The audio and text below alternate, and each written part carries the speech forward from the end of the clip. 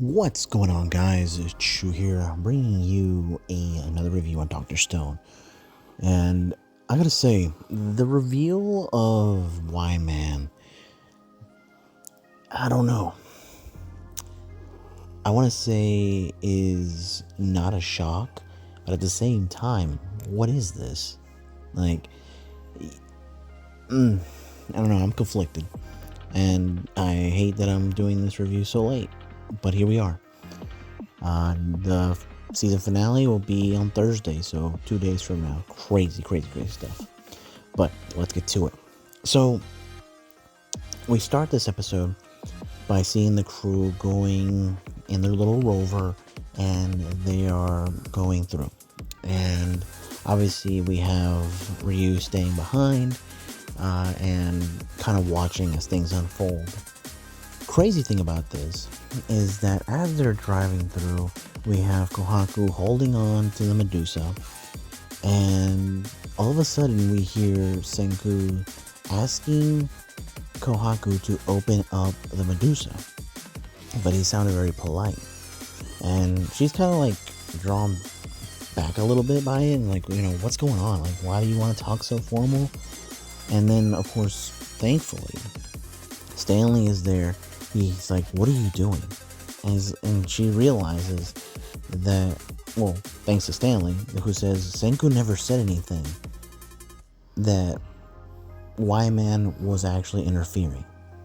Now, she throws the Medusa away. We see the petrification ray happen.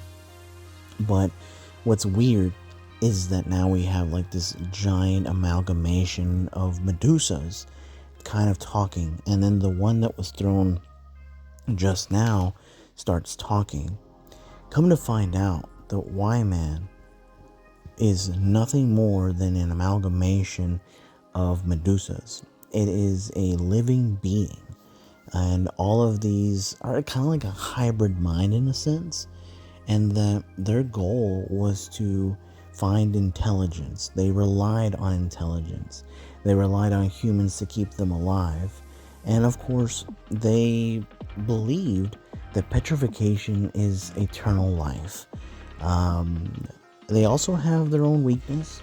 In fact, some that were sent to Earth, they started off with, birds, kind of getting in the feel of things, measuring out the intelligence. And then after obviously the petrification and then being on Earth, they started to rust essentially because they are metal, and we have them kind of dying out, and they relied on humans to kind of keep them alive, keeping the batteries and whatnot.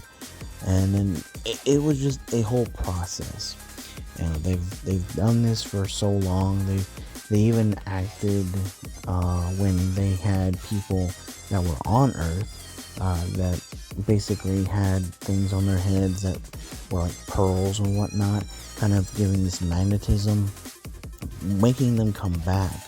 And it's wild. It's a very wild concept, but it's, I don't know, very sci-fi-esque. And as much as I'm a little kind of disturbed, I guess you can say, more than anything, that it wouldn't make any sense if it was a human, because it would have lived thousands of years. But just to see that this is kind of the reveal, it's a bit lackluster. It's strange, but it's not surprising, I guess. And so we see that they are willing to petrify the people again, but Senku, he's a man that is trying to negotiate. Like, he's like, look, you guys need to stop. Like, you guys rely on humans to keep you alive. You want us humans to make the batteries, but you need to not petrify us. We do not want that.